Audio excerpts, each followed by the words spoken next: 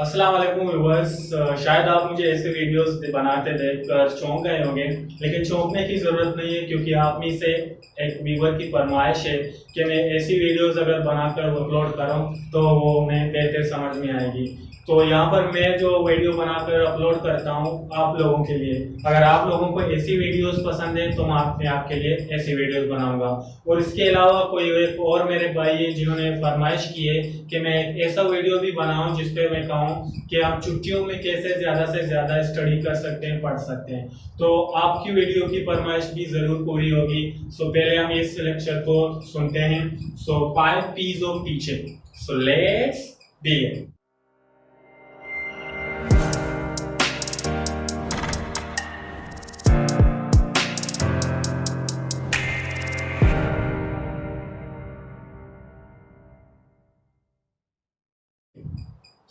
जी तो व्यूअर्स, आज हम पढ़ने जा रहे हैं, आज हम सीखने जा रहे हैं 5 P's ऑफ टीचिंग। जब भी हम टीचिंग करने जाते हैं उससे पहले हम कुछ P's पर सीरीज है, एक मुश्तमिल सीरीज है जिसे हम फॉलो करेंगे। अगर हम इन सीरीज को फॉलो करेंगे, इस P वाले सीरीज को फॉलो करेंगे तो हमारी टीचिंग, ना सिर्फ टीचिंग बल्कि हमारे स्टूडेंट्स, बल्कि हमारे प्रोडक्ट वो भी बहुत ही प्रोडक्टिव और इफेक्टिव साबित होंगे। सो क्या है वो P's, आइए देखते हैं। सबसे पहले है प्लानिंग। प्लानिंग दो तरीके की होती है। जब मैं एक इंस्टीट्यूशन ज्वाइन करता हूं तो मुझे इंस्टीट्यूशन एक सिलेबस देता है, वो टर्मली प्लानिंग होता है। मतलब मेरा पूरा का पूरा टर्म उसी सिलेबस पर मुश्तमिल है। मुझे अपने पूरे टर्म में इसी सिलेबस में जो भी कंटेंट दिए हुए हैं मुझे पढ़ाना है, तो वो होता है टर्मली प्लानिंग, जो इंस्टीट्यूट की तरफ से बिल्कुल सेट है या मुझे कुछ करने की जरूरत नहीं हो। और दूसरी तरीके का प्लानिंग ये है कि मंथली प्लानिंग उसे हम कहते हैं। मंथली प्लानिंग आपको एज ए टीचर करना होगा कि आपको अपने क्लास में पहले वीक में क्या पढ़ाना है, सेकेंड वीक में क्या पढ़ाना है, कौन सा तरीका इस्तेमाल करना है, कौन सा टीचिंग मेथड यूज करना है, किस तरीके से क्लास मैनेज करनी है। तो ये सब आप प्लानिंग करके प्लान करेंगे। Next is preparation. Second P is preparation. जब मैंने प्लानिंग की है उसी तरीके का मैं प्रिपरेशन करूंगा। फॉर एग्जाम्पल, मैंने जो भी टीचिंग मेथड प्लान किया है, lecture method, demonstrative method, cooperative method, learning, all these, जिस तरीके का भी मेथड मैंने प्लान किया है उसी तरीके से अब मैं प्रिपेयर करूंगा, खुद को तैयारी करूंगा, कैसे मैं स्टूडेंट के सामने लेक्चर को डिलीवर करूं, किस तरीके से मैं डिलीवर करूं, ये सब मैं प्रिपेयर करूंगा। उसके बाद आती है प्रेजेंटेशन। जब मैंने प्लानिंग की हुई है, जब मैंने प्रिपरेशन की हुई है, तो जाहिर सी बात है अब मैं बिल्कुल भी तैयार हूँ पढ़ाने के लिए। तो इसी तरीके से अब मैं जाऊंगा क्लास में, अपने लेक्चर को प्रेजेंट करूंगा, डिलीवर करूंगा और मेरा प्रेजेंटेशन हो जाएगा उसी तरीके से। नेक्स्ट, जब मैं प्रेजेंटेशन करके तैयार हो गया हूँ, अब मैं आऊंगा प्रैक्टिस के सामने। प्रैक्टिस, फॉर एग्जाम्पल, आपने ये बात तो सुनी होगी कि practice makes a man perfect. So अगर आप चाहते हैं कि आप प्लानिंग करते हैं, अगर आप प्रिपरेशन भी करते हैं, अगर आप प्रेजेंटेशन भी बहुत ही अच्छी तरीके से देते हैं, लेकिन अगर आप क्लास में स्टूडेंट से प्रैक्टिस नहीं करवाते तो बिल्कुल आप कह सकते हैं ये सारी चीजें जाया जाती हैं। क्यों? क्योंकि एक टीचर क्यों पढ़ाता है अपने स्टूडेंट्स को? एक टीचर इसलिए पढ़ाता है कि स्टूडेंट सिर्फ और सिर्फ पास हो सके, सिर्फ अपने पेपर में लिखकर पास हो जाए, बस यही काफी है? नहीं, एक टीचर वो होता है जो अपने स्टूडेंट को पढ़ाता इसीलिए है ताकि जो भी नॉलेज टीचर अपने स्टूडेंट को दे वो स्टूडेंट अपने उस नॉलेज को अपने रियल लाइफ में अप्लाई करे। तो रियल लाइफ में अप्लाई वो कब करेंगे? जब तक वो प्रैक्टिस नहीं करेंगे तो रियल लाइफ में बिल्कुल भी अप्लाई नहीं करेंगे। तो स्टूडेंट को प्रैक्टिस बिल्कुल भी जरूरी, लाजमी करवानी चाहिए एक टीचर को अपने क्लासरूम में आफ्टर प्रेजेंटेशन। जब प्रेजेंटेशन हो गई है तो प्रेजेंटेशन के बाद प्रैक्टिस बहुत ही जरूरी है। उसके बाद हम आते हैं प्रोडक्ट में। प्रोडक्ट हम कह सकते हैं कि टीचर का सेल्फ एवेल्युएशन होता है।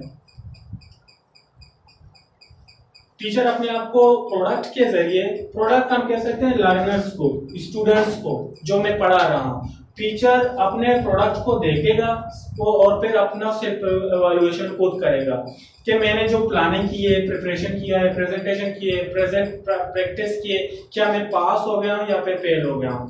ये कैसे करेगा टीचर?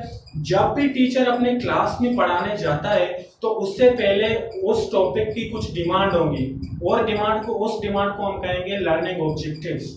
लर्निंग ऑब्जेक्टिव या फिर स्टूडेंट लर्निंग आउटकम्स, तलबा के हासिलात ताल्लुम।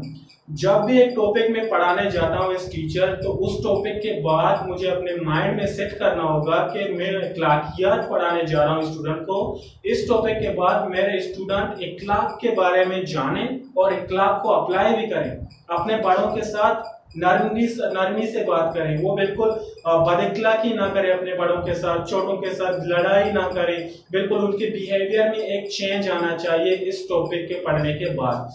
अगर टीचर अपने प्रोडक्ट को देखेगा, ये सब होने के बाद जब टीचर अपने प्रोडक्ट को अपने स्टूडेंट को देखेगा, अगर स्टूडेंट उसी तरीके से बिहेव कर रहे हैं जैसे टीचर ने सोचा था, तो आपको मुबारक होगी, आपका बिल्कुल प्रिपरेशन, प्रेजेंटेशन, प्लानिंग सब कुछ A1 गया है, आप A ग्रेड से पास हो गए हैं। लेकिन खुदा ना ख्वास्ता आपके स्टूडेंट वैसे ही हैं जैसे वो पहले थे, जैसे वो आप इखलाकियात पढ़ाने से पहले जैसे स्टूडेंट थे, इखलाकियात पढ़ाने के बाद भी स्टूडेंट वैसे ही बिहेव कर रहे हैं जैसे वो पहले करते थे, तो इसका मतलब ये है आपसे एक चूक हुई है, आप कहीं पर भूल गए हैं, आप कहीं पर मिस कर गए हैं, शायद आपकी प्लानिंग सही तरीके से नहीं हुई। अगर प्लानिंग हुई है तो प्रिपेयर नहीं कर पाए आप खुद को, अगर प्रिपेयर भी खुद को कर पाए तो शायद आप प्रेजेंट ही नहीं कर पाए उस तरीके से।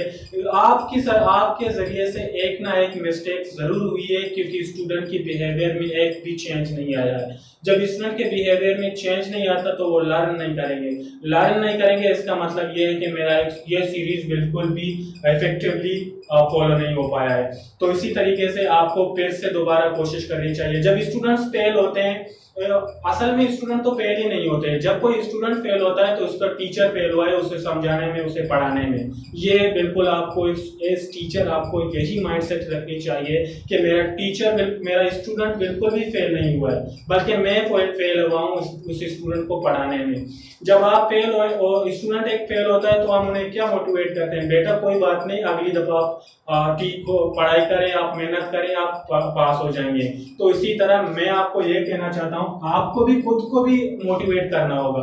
कोई बात नहीं, अगर इस दफा मैं फेल हो गया हूँ स्टूडेंट्स का बिहेवियर चेंज करने में, स्टूडेंट को बाइखलाक बनाने में, तो अगली दफा मैं कुछ और प्लान करूंगा, अगली दफा कुछ और प्रिपरेशन करूंगा, अगली दफा प्रेजेंटेशन में कुछ और तब्दीलियां लाऊंगा, तो शायद मैं पास हो जाऊं अपने स्टूडेंट्स को पढ़ाने में। जब हम इन पीस पर अमल करेंगे, हम इन पीस पर अच्छे तरीके से अमल करेंगे, तो यकीनन हमारे प्रोडक्ट, हमारे स्टूडेंट बिल्कुल भी जबरदस्त और अच्छे इफेक्टिव साबित होकर निकलेंगे। आप स्टूडेंट को बिल्कुल भी ब्लेम ना करें कि स्टूडेंट खुद ही नहीं पढ़ते हैं, खुद ही उनका माइंडसेट नहीं है पढ़ाने में। तो स्टूडेंट पढ़ते हैं, आपको जस्ट थोड़ी मेहनत करनी होगी।